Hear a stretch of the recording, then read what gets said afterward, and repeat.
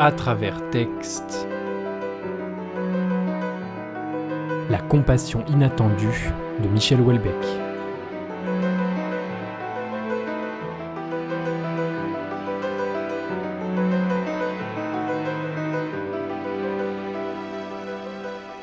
Houellebecq dépressif, Houellebecq raciste, Houellebecq misogyne, pessimiste, fin du monde, ronchon, grognon, dégueulasse, pornographe, les qualificatifs pleuvent quand il s'agit de tomber sur Michel Houellebecq et son œuvre. Où va-t-on si l'on lit Michel Houellebecq, pourrait-on croire ? Quel monstre sommes-nous ? Bon, il faut écarter ces facilités de surface. Car on trouve chez Michel Houellebecq le pouvoir inégalé de mettre le doigt sur des réalités noires, amères, sales, dans une société où règne le cool, le bon paraître et l'empathie. Houellebecq nous en apprend beaucoup sur la réalité de notre vie moderne, l'envers du décor en quelque sorte de ce beau décor fabuleux. Il scrute les zones laissées sous silence, les thèmes qui repoussent mais qui pourtant sont là. Il sonde notre époque d'une manière que peu d'autres explorent.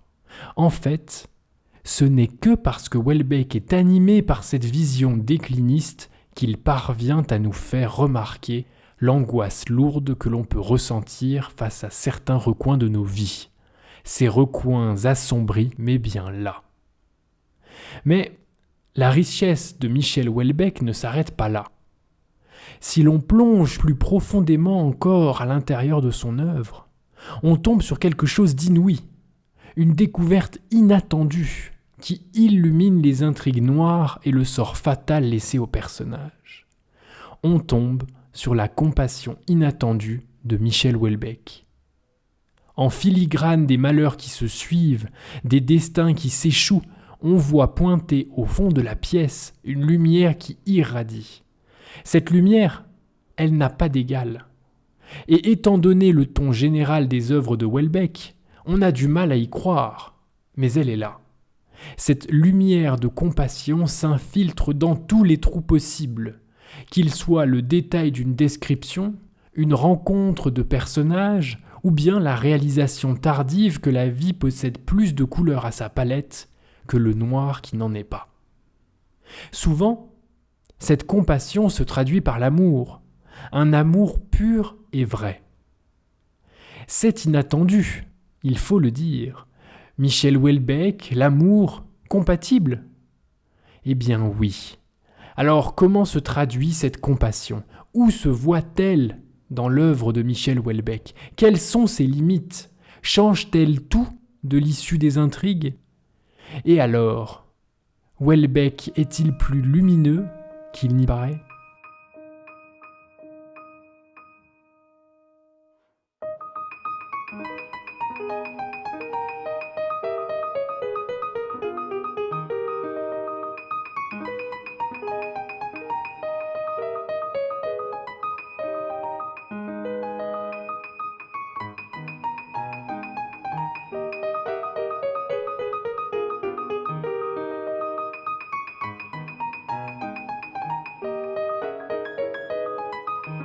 Mais rien en vérité ne peut empêcher le retour de plus en plus fréquent de ces moments où votre absolue solitude, la sensation de l'universelle vacuité, le pressentiment que votre existence se rapproche d'un désastre douloureux et définitif se conjuguent pour vous plonger dans un état de réelle souffrance.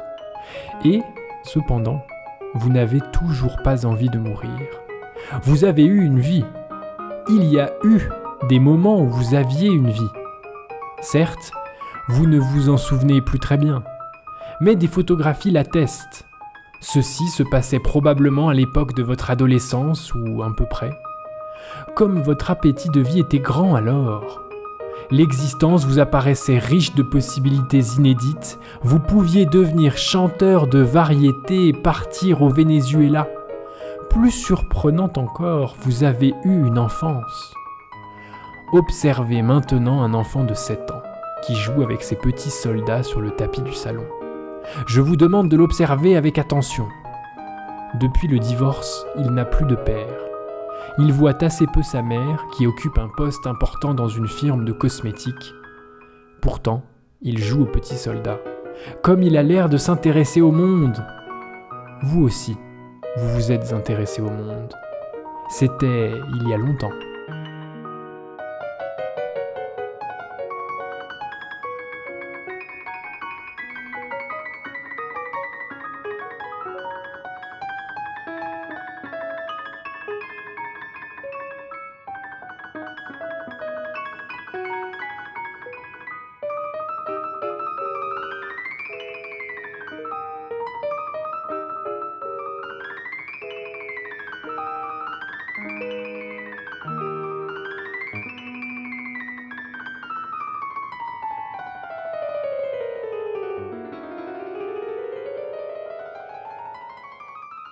Avant de se pencher sur la lumière inattendue dans l'œuvre de Houellebecq, il faut y voir d'abord toute l'ombre. Le monde de Houellebecq est en premier un monde de la décadence. On le voit ici dans ses premières lignes d'extension du domaine de la lutte, son tout premier roman qui donne le ton. On entend ce « vous », votre appétit qui s'éteint, votre intérêt pour le monde qui s'en va, vous et vous, comme une scansion utilisée seulement ici pour nous impliquer un peu plus dans la chute du monde. Car pour Houellebecq, le monde moderne est en train de s'enfoncer dans un déclin de moins en moins silencieux.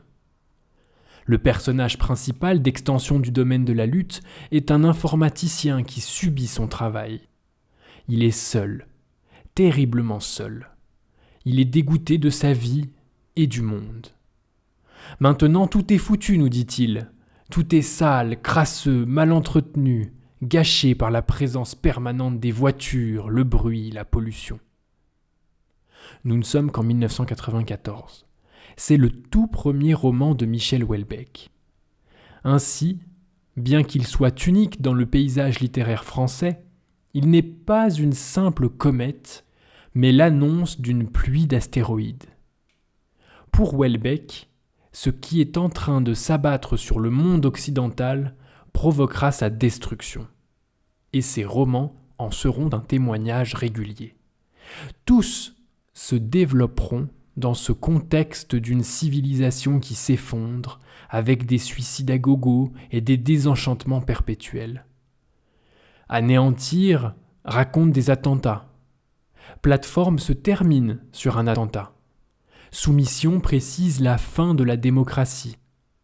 La possibilité d'une île, la fin de l'être humain. Sérotonine fait dépérir Emmerich, etc., etc. Et dans ce panorama des malheurs vécus si fortement à l'échelle individuelle, Michel Houellebecq juge plus globalement notre société responsable de son sort funeste. L'évincement de la religion chrétienne et le retournement des valeurs de mai 68 sont pour lui parmi les facteurs primordiaux de la chute de la société occidentale. On le lit dans La possibilité d'une île. Rien, jamais, ne peut avoir d'importance historique comparable à l'effondrement d'une religion existante, nous dit Michel Houellebecq. Et même au plan individuel, les désillusions sont infinies dans ces romans. Rien de bon n'est sorti de la libération morale et sexuelle. Ces libérations successives, au nom du progrès, ont enfermé l'homme dans une perception erronée de la vie. Finalement, le prologue des particules élémentaires pourrait ainsi être le prologue de tous les romans de Houellebecq. Il nous dit « Ce livre est avant tout l'histoire d'un homme qui vécut la plus grande partie de sa vie en Europe occidentale. Généralement seul, il fut cependant de loin en relation avec d'autres hommes. Il vécut en des temps malheureux et troublés. » On sent ici la balle qui se renvoie. La tristesse d'une société qui crée la tristesse d'un homme, et la tristesse d'un homme qui crée la tristesse de toute une société. Par son approche décadente, Houellebecq est à rapprocher des théoriciens d'une Europe en déclin comme Oswald Spengler qui prévoyait l'essoufflement de l'Occident à l'orée du XXIe siècle. Ce n'est d'ailleurs pas sans raison que Michel Dzerzhinsky, personnage principal des particules élémentaires, se suicide à la pointe de l'Occident, tout au bout le plus lointain, comme pour signifier que cet Occident plongera comme lui dans le vide. Une société qui part en vrille. Houellebecq souligne d'ailleurs dans Anéantir, même si ce n'est qu'une infime partie de l'intrigue de son dernier roman, que le concept de décadence est une réalité puissante que les hommes politiques étaient incapables d'infléchir, nous dit-il. Au niveau littéraire, son pessimisme est à rapprocher d'un Schopenhauer, dont il se dit disciple imparfait. Cité dans son œuvre sans en être une influence partout, Houellebecq croit à l'histoire qui s'abat sur l'homme, contrairement à Schopenhauer. Mais Houellebecq entre également sur la scène littéraire grâce à un essai sur l'auteur américain de science-fiction du début XXe siècle, Lovecraft, qui fut apprécié par Houellebecq entre autres pour son hostilité face au monde moderne. On le voit bien, de référence en référence, Houellebecq est un adepte des auteurs fin de siècle. Le personnage principal de Soumission est en ce sens spécialiste de Huysmans. En bref, Houellebecq lance le lecteur dans une pente que le bonheur remonte. Ne se croisant quasiment jamais, l'homme moderne est contraint au malheur, voyant la société qu'il a construite s'effondrer et se voyant lui-même comme coupable ou, au mieux, dommage collatéral de cet effondrement. Les principales victimes chez Houellebecq sont alors ceux qui ont promu les valeurs de mai 68, ceux qui ont cru, comme dans les particules élémentaires, à un lieu du changement. À la longue, ce lieu libertaire, insolite et unique, est devenu lieu de dépression et d'amertume, écrit Houellebecq. C'est le rappel d'un passé perdu, l'illusion qu'il durerait. Mais à côté de ceux qui ont participé à l'affaissement général des valeurs, périssent aussi ceux qui n'ont rien demandé. Ce sont les héritiers infortunés de Michel Houellebecq. Il s'agira notamment de Raphaël Tisserand, personnage parmi les plus tristes de la littérature qu'il m'ait été donné de côtoyer.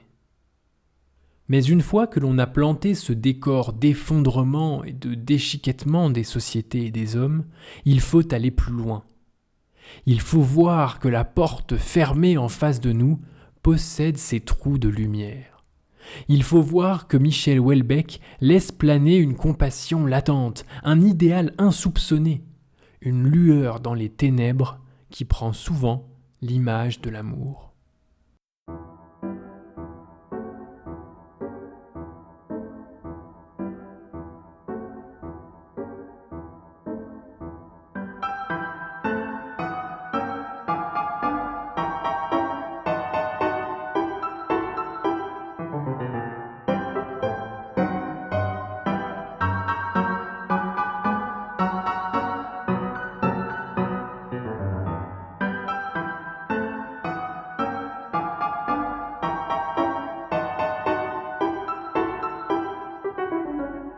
On peut caractériser la vie comme un processus d'immobilisation, bien visible chez le bulldog français, si frétillant dans sa jeunesse, si apathique dans son âge mûr. Chez Robert, le processus était déjà bien avancé.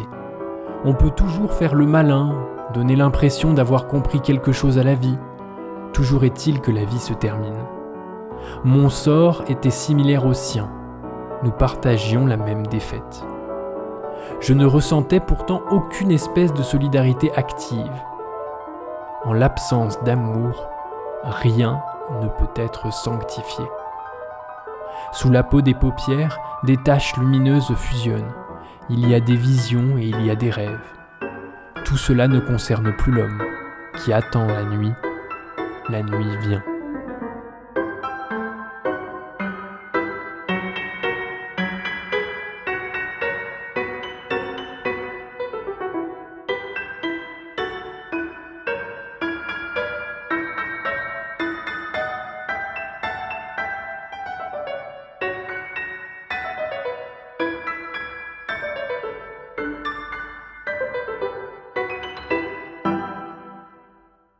Cet extrait de Plateforme nous rappelle l'importance vitale de l'amour chez l'homme.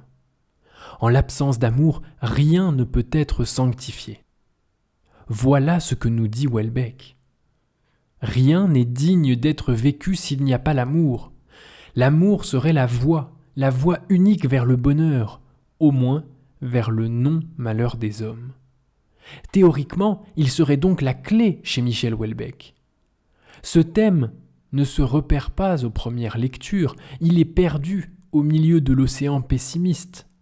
Mais pourtant, cette piste pointe son nez, çà et là, de manière assez régulière.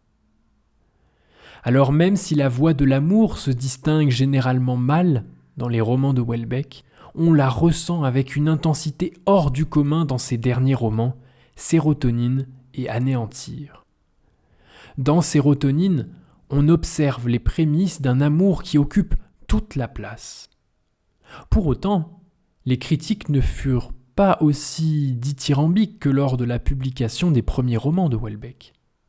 Mais je dirais contre celle-ci que Sérotonine transporte pour la première fois aussi clairement chez lui quelque chose d'autre que la décadence du monde occidental et le désastre auquel nous sommes voués.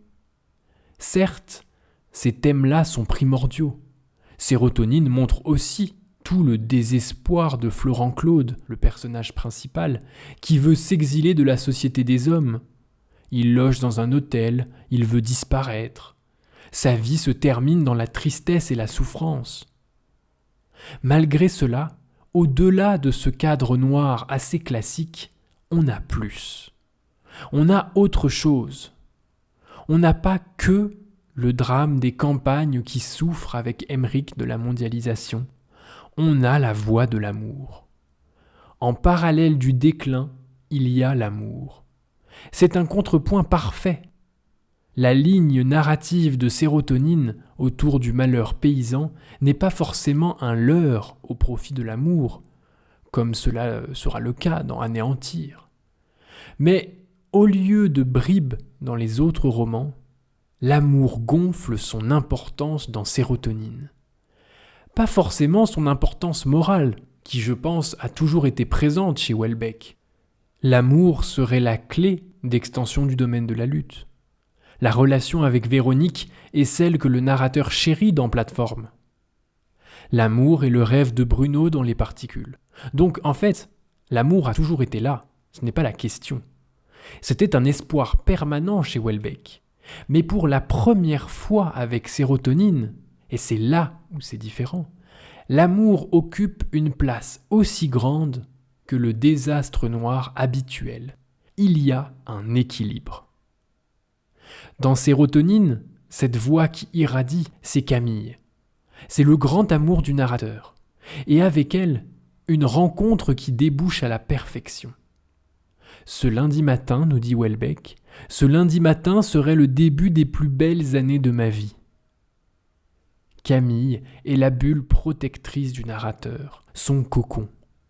Et ce, même des années après où il l'a quittée, car il la revoit dans un village de Normandie et pendant des semaines il l'observe. On plonge dans les yeux de quelqu'un qui a trouvé sa consolation, qui a découvert son vrai remède, bien plus puissant que les petites pilules antidépressives dont il se gave. Le désenchantement du monde s'arrête devant Camille, et je trouve que c'est ce que l'on retient de Sérotonine, qui est savamment équilibré entre une intrigue décliniste et un remède inespéré.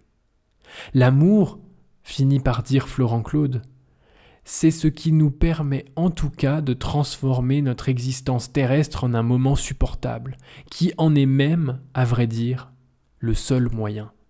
Voilà les mots de Florent Claude.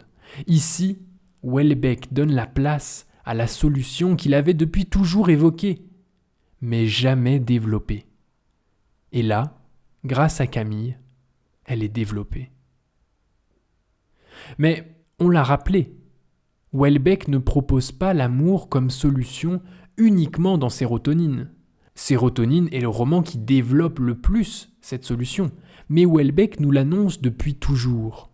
Il a toujours soutenu que l'amour pouvait avoir sa place dans une société qui joue contre lui. À l'heure où l'homme n'entrevoit que l'individualisme et la tentative de suicide, l'amour est toujours présent. C'est cette possibilité d'une île, comme Houellebecq a intitulé un de ses romans. L'amour est ce lieu qui a toujours été décrit par l'auteur comme un lieu intouché et intouchable, pur et frais, vierge à jamais de la souillure de l'homme. En bref, si la société et ses valeurs tombent, l'amour restera. C'est la leçon des particules élémentaires. Mais si l'homme tombe, il est remplacé par des clones, alors l'amour disparaîtra. Cela signifie bien que chez Houellebecq, l'amour est logé dans le cœur de l'homme, à jamais. Daniel 25, le clone de Daniel dans La possibilité d'une île, dit qu'il ne comprend pas ce que les hommes entendent par amour. Mais justement, c'est parce que Daniel 25 n'est pas un homme qu'il ne le comprend pas. C'est parce que Daniel 25 n'est pas Daniel, c'est un clone. Houellebecq le précise. Que l'amour inconditionnel soit la possibilité du bonheur, cela, les humains le savaient déjà. Voilà les mots de Houellebecq. Dans le roman, Daniel croit toujours en l'amour. Il n'a pas été comblé par Isabelle ou Esther, mais peu importe. Daniel croit encore que l'amour sera rédempteur. Il fallait mettre un terme, nous dit-il, il fallait conclure. Mais je continuais quand même, au fond de moi, et contre toute évidence, à croire en l'amour.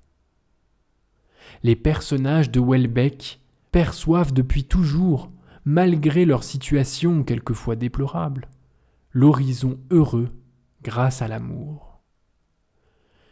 Dans Extension du domaine de la lutte, le sort de Raphaël Tisserand est terrible. Il ne goûte jamais à l'amour. Mais le livre ne se termine pas sur cette note. La mort de Raphaël Tisserand ne clôt pas le roman. On aurait pu le croire d'ailleurs quand on l'a suivi et quand on le suit dans sa dernière péripétie. Mais il y a d'autres chapitres, et l'avant-dernier s'intitule Vénus et Mars. Comme si au-delà de la mort, au-delà du sort des hommes, se trouvait toujours cette union possible.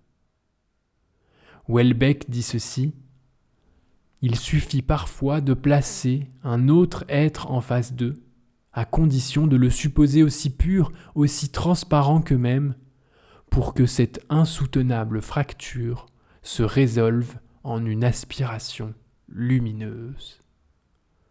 On le voit donc bien, possibilité d'une île, particules élémentaires, extension du domaine de la lutte, on voit toutes ces occurrences répétées de l'amour déjà là. Mais force est de constater que la compassion de Michel Houellebecq est fragile. Le concept d'amour, nous dit-il, malgré sa fragilité ontologique, détient ou détenait jusqu'à une date récente tous les attributs d'une prodigieuse puissance opératoire. Prodigieuse puissance opératoire, mais fragilité intrinsèque. L'amour est ambivalent chez Michel Houellebecq, un peu comme dans chacun de nos cœurs. Mais cette fragilité s'est vue exacerbée par la crise de la société moderne. Chez Houellebecq, l'amour est très puissant, très lumineux, mais il a été rendu moins puissant, moins lumineux par l'homme lui-même. L'homme a déchu l'amour, alors l'amour a fui l'homme.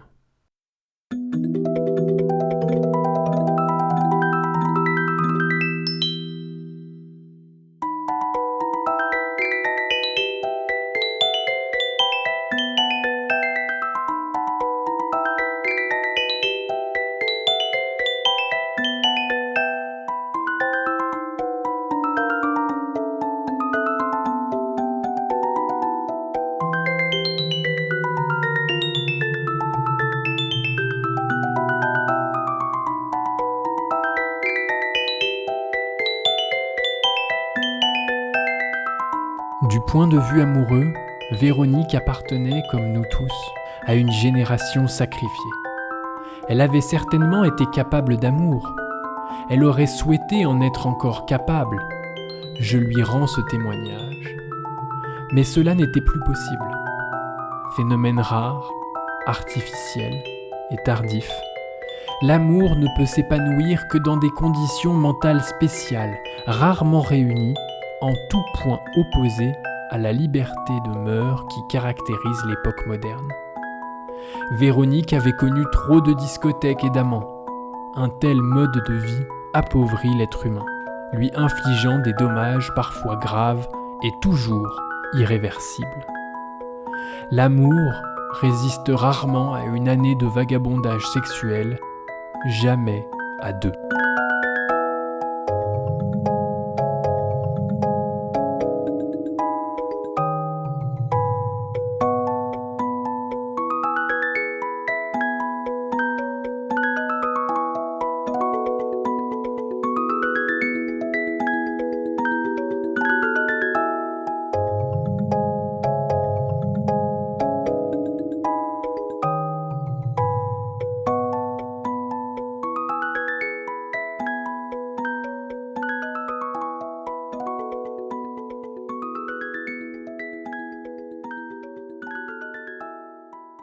Chez Houellebecq, l'amour échoue souvent.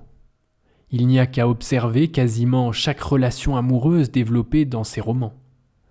Dans La carte et le territoire, Djed Martin et Olga se séparent.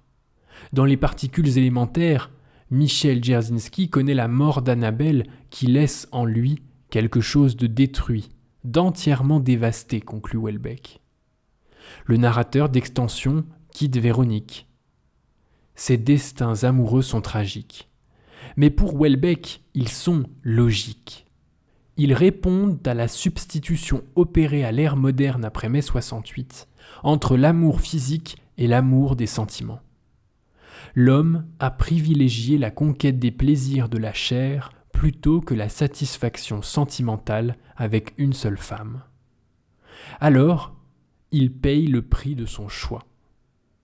Houellebecq fait payer à ses personnages le choix de l'homme moderne d'avoir privilégié l'enchaînement des conquêtes pour un gain sexuel.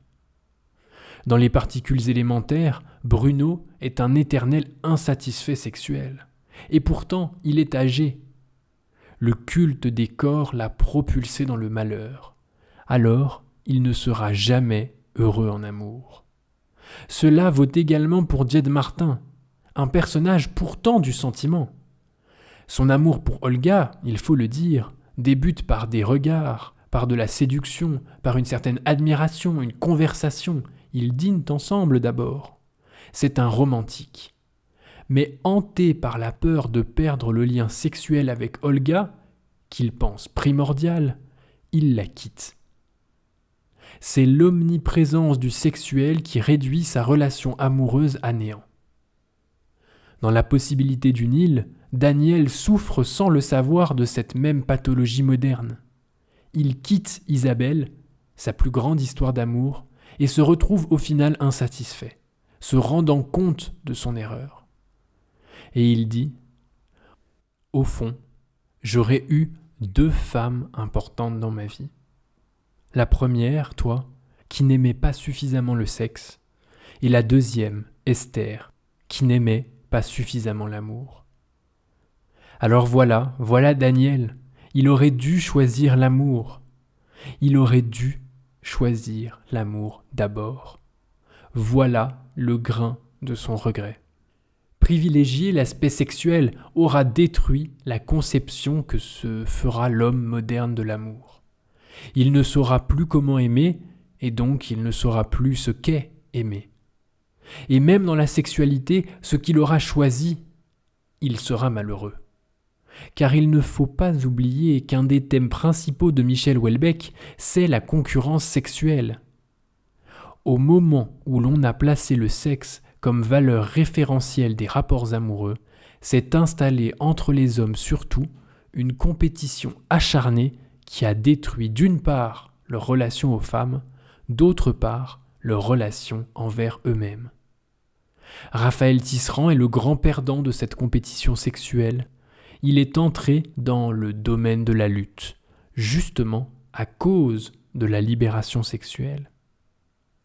car cette libération sexuelle a entraîné une libéralisation du sexuel, et donc un marché en compétition constante. Ce marché sexuel est le thème principal de plateformes qui traitent du tourisme sexuel. Si dans l'épilogue des particules élémentaires, Houellebecq raconte que la théorie de Michel sur la procréation à l'usine a été acceptée par toute la communauté scientifique, c'est pour souligner qu'une des solutions pour supprimer le pouvoir du tout sexuel, c'est de rendre l'espèce humaine asexuée et supprimer la reproduction sexuelle par une sorte de clonage. On pourrait reprendre cette phrase des particules.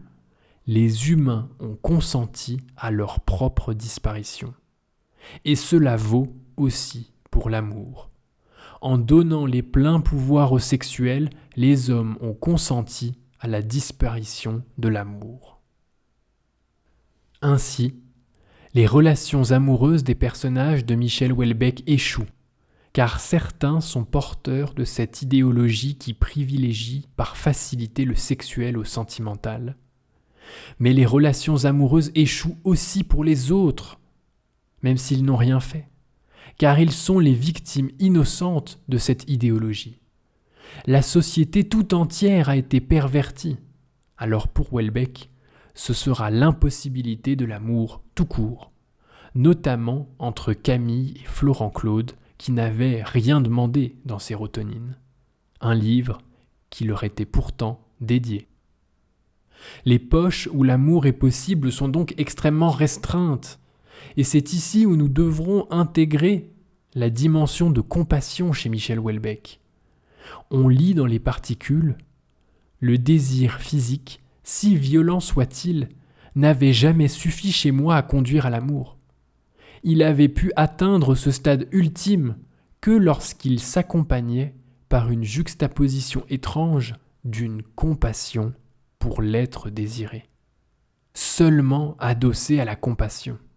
Une compassion sans réciprocité, une compassion du don pur, une compassion presque religieuse. Seulement là, l'amour chez Houellebecq. Seulement là, la lumière s'entrevoit.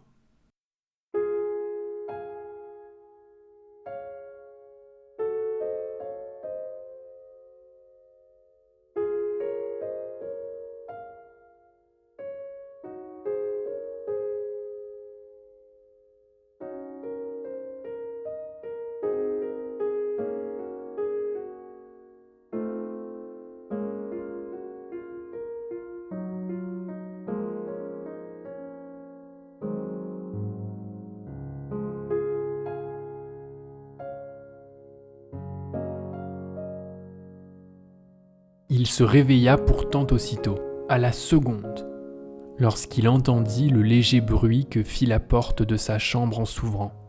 Mais il ne bougea pas, n'eut aucun geste pour accueillir Prudence. Au contraire, il se recroquevilla, se plaqua contre le mur. Elle posa d'abord une main à la hauteur de sa taille, puis remonta vers sa poitrine. Il ne bougeait pas d'un centimètre. D'un seul coup, elle le serra de toutes ses forces en émettant des bruits peu compréhensibles. Paul eut l'impression qu'elle pleurait. Elle portait toujours son pyjama d'enfant, au contact un peu pelucheux, nota-t-il involontairement. Elle desserra un peu son étreinte, elle le serrait quand même très fort, mais ce n'était pas grave. Il était bien. Il resta ainsi longtemps sans bouger, ressentant sa chaleur. La lumière du jour avait déjà largement envahi la pièce.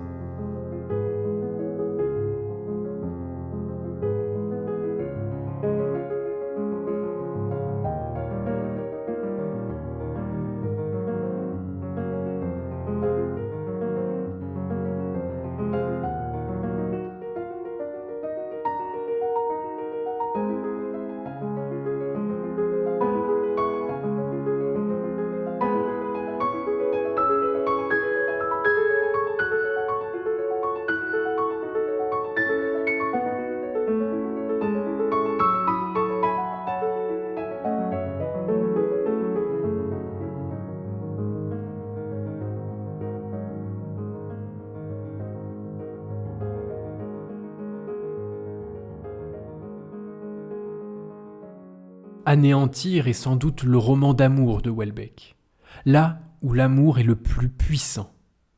Dans cet extrait, on évoque la relation de Paul et Prudence, eux ayant la cinquantaine, un couple qui était au plus bas. Ils faisaient chambre à part, ils ne se parlaient plus, ils s'évitaient, et petit à petit, par la tendresse, par la compassion, ce couple sort de sa situation involontaire de colocataire et revit. Les passages de cette résurrection sont juste magnifiques. Elle glissa son bras sous le sien, écrit Houellebecq. Il eut un petit choc, comme si son cœur avait manqué 1 ou 2 battements. Puis il se reprit, serra le bras de Prudence avec force. Anéantir, c'est le roman de l'amour non plus théorique, non plus parsemé à l'aide de sentences détachées qui prouveraient son intérêt. Non, ici, l'amour vit. Il se voit. Ce n'est pas une philosophie. Le lecteur en est témoin. L'amour est présent dans Anéantir. Paul se rend compte qu'il a trop privilégié l'aspect sexuel et il change. Il réoriente son élan vers le sentiment. Au fil des pages, Paul et Prudence se retrouvent. Ils partagent un repas, une attention, une marche, un lit, et puis repartagent leur vie. Même dans la maladie, ils seront liés et rien ne les séparera. « Tu n'auras pas à m'attendre très longtemps », finit par dire Prudence à la toute fin.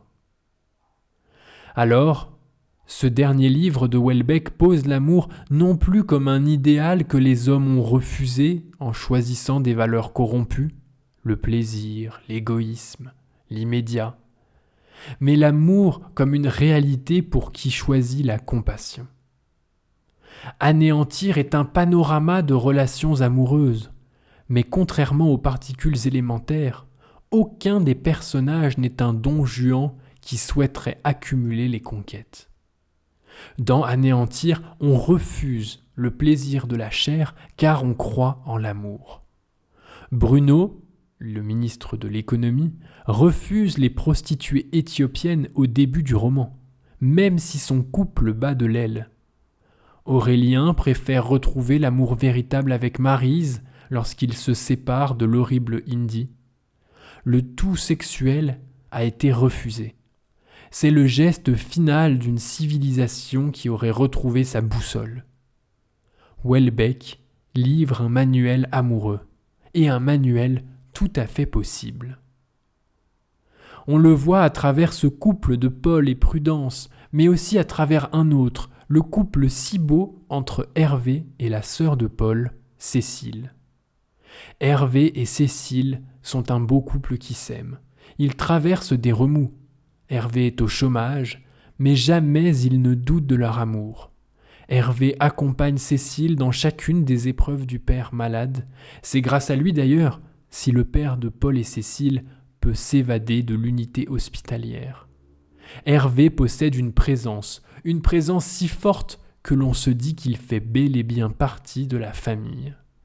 Il aime et est aimé, inconditionnellement. Alors, toutes les épreuves sont surmontables.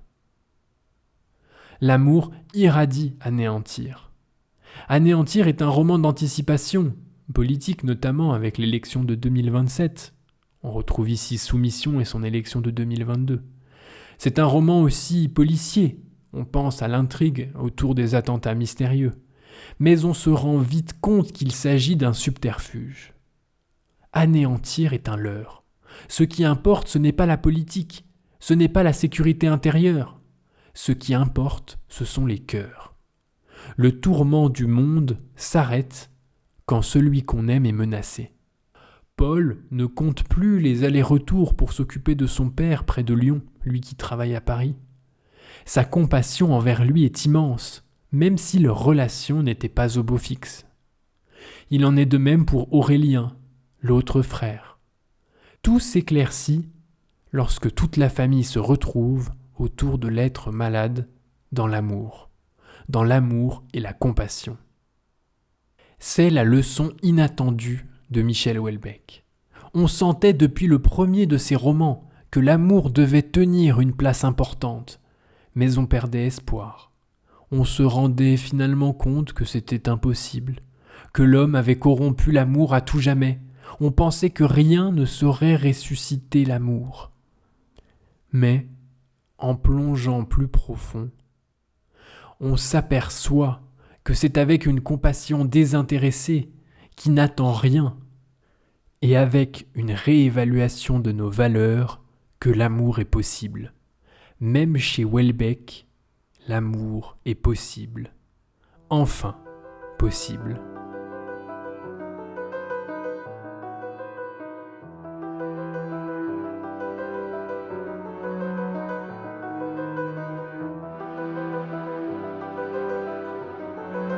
C'était À travers texte par Thomas Dutrier. La prochaine fois, les écrivains sur le banc de l'école.